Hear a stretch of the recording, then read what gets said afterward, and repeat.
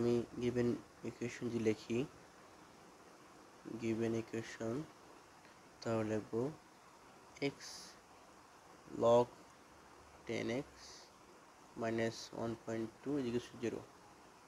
এটাকে আমরা 4 ডেসিমেল পর্যন্ত এটা সলিউশনে বের করব। তাহলে আমি যদি f of x ধরে নিই, function x log 10x minus 1.2, এটাকে যদি আমি ডিফারেন্সিয়েট করতে চাই তাহলে এটার মান তো 0 চলে আসে, এটা বাদ x ফার্স্টে যদি আমি x কে ডিফারেন্সিয়েট করি তাহলে 1 আসবে আর log থেকে যাবে, log 10x থেকে যাবে। এখন প্লাস x কে রেখে log 10x ডিফারেন্সিয়েট করা যাবে না, তাই আমি যদি এই log 10x কে এভাবে লিখতে চাই যে log 10e into log ex, তাহলে এটাকে কিন্তু ডিফারেন্সিয়েট করা যাবে, এটা তখন লন হয়ে যাবে, ln x সমান 1/x। তাহলে আমি এটাকে ডিফারেন্সিয়েট করলাম x সমান 1/x, এটা যেমন আছে তেমন রেখে দিলাম, ইন্টু log 10 ভিত্তিক e। তাহলে আলটিমেট কি আসতেছে, আলটিমেট আমার কাছে আসবে log 10x plus log 10e। তাহলে এই দুটো আমার ফাংশন প্রাইম x দুটো আমার ফাংশন। আমি দেখুন এখানে আমার ঘর সাজাই,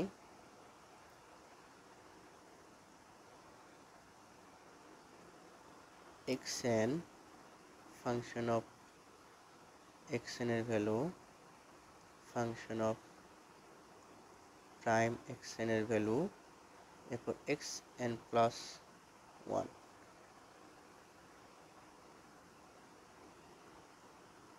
তাহলে এখানে যে ভ্যালুগুলো আসবে সেটা হচ্ছে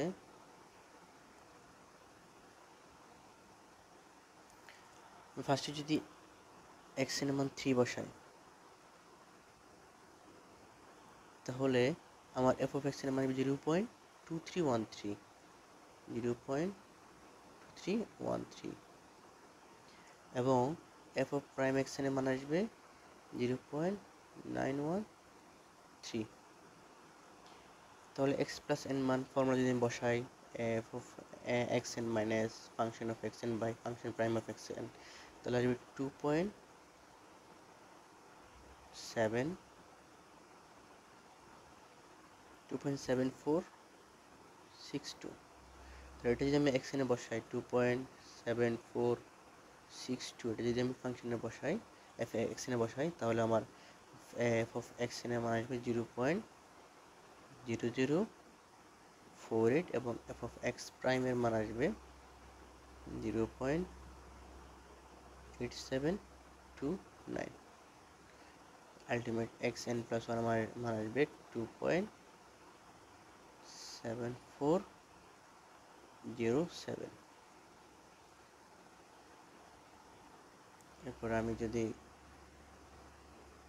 2.7402 এটাকে যদি আমি xn এ বসাই তাহলে ফাংশন অফ xn আসবে 2.7407, f of x prime n এর মান আসবে 0.00047 এবং xn প্লাস 1 মান আসবে 2.7407।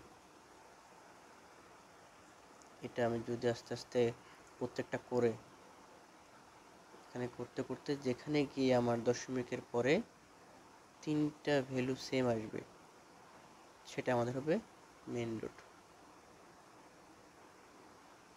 মেইন রুট অথবা রিয়েল রুট।